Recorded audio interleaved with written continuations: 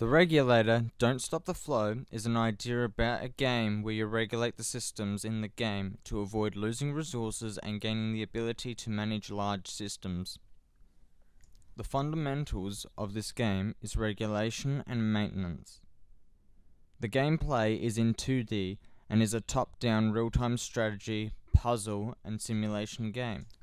The strategy elements is how to regulate the system while keeping it maintained, and checking all other systems to make sure they are all functioning correctly.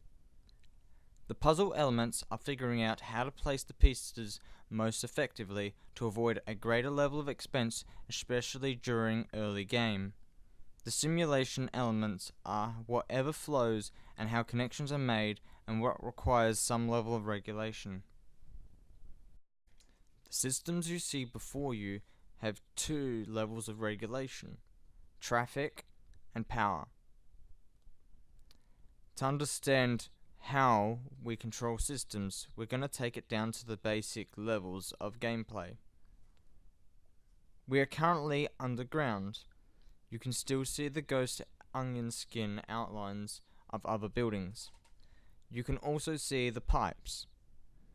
The pipes connect together and then they connect to their objective locations. Whatever flows through the pipes goes from point A to point B, depending on the pressure you regulate through the system. In gameplay, we see a button which opens up a toolbar. We then click the tile placement tool, which allows us to place tiles. The green box represents where we can place, and the red box represents where we cannot place. Another example of gameplay is with gas pipes. Gas pipes coming from off the screen go over the water pipes, come around to the factory, go around the back of the factory to the second building in the picture. They have the same rule set where they connect to an objective marker. So now we understand the fundamentals of placing pipes underground. Exactly how would they affect the overworld? Well, for starters, in the overworld we already see traffic lights and power lines. With the power lines, they will connect to traffic lights and the factory. In the next image, we can see the lights are on and the factory has smoke coming out of it. This is an indication that the factory is generating electricity from gas it's gotten, as well as the water that helps to keep it cool. Basically, a steam factory. When certain locations have had their demands met, they'll eventually pay you money to help you upgrade systems, keep them maintained, and make more systems to go to more buildings. If a building's demand is electricity, water, or gas, there is a way to earn a bonus amount to not get paid at all, or to get paid something at least for what you've supplied. If you undersupply a building, they'll pay you less than if you supply what the demands are. If you meet their demands, you'll gain a bonus, which will give you more money that you can utilize.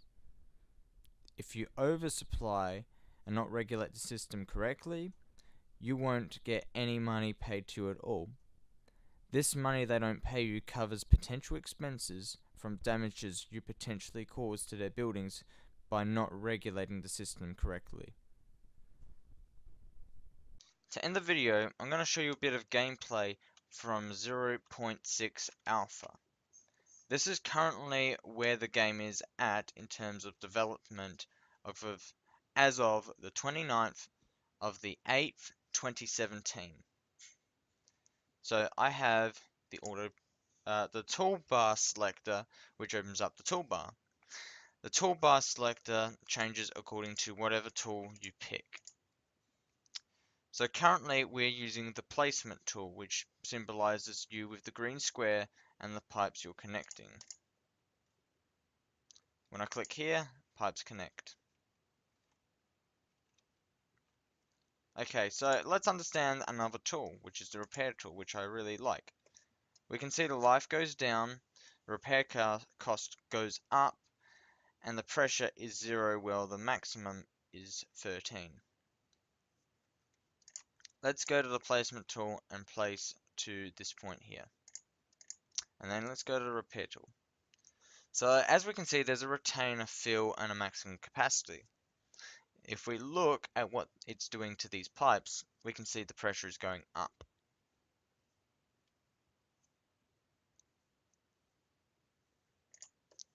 So what if we were to get placement tool out? And also I'll make a note, the reason we have yellow indicators inside of the video for the pictures is to represent this square here. So if I drag and click up here, we'll see that the money goes up. The reason this is because they have a request value of 1,000. The bracket in this case is unseen, and it's between 500 and 1,000. Once you exceed 1,000, you stop making money. Let's go have a look at the shop. So here we have a few buttons. There's not really any indication of what these buttons will do or what they are. There's a sale price here that doesn't give you any indication at all. There's a next and a previous button, but obviously they don't do anything.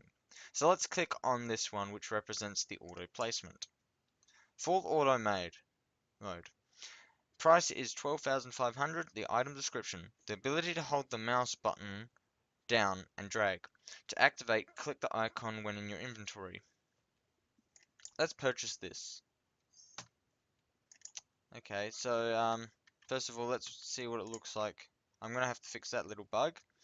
If I click on my placement tool and I click and hold, this is how it works. But if I go to my upgrades, well, this isn't actually upgrades. This is actually the inventory button at the moment.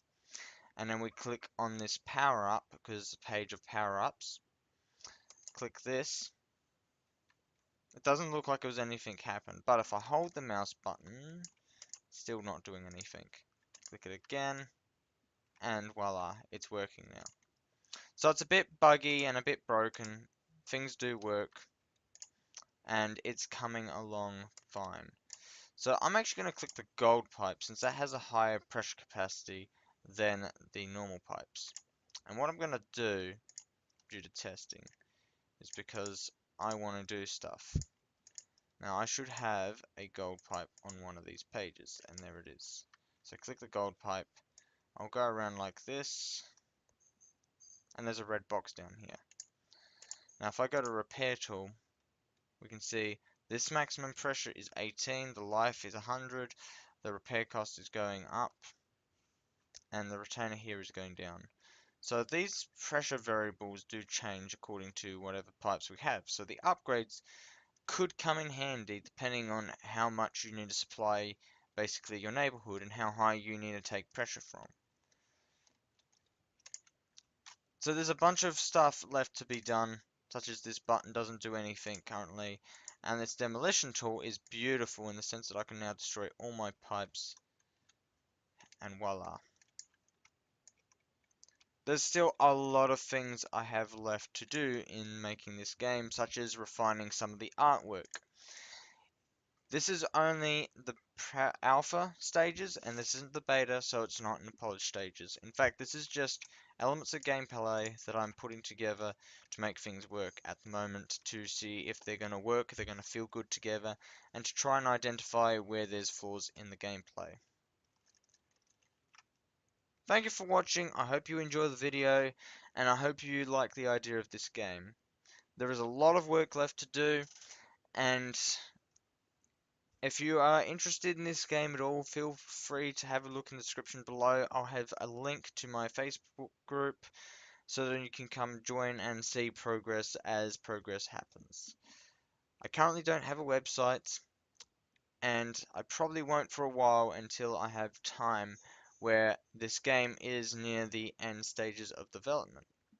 Currently, I'm just planning on introducing this game to the market since I have something here, and sharing it with you guys. Thanks for watching. I'm Michael, and I'm signing off for today. See you later, everyone.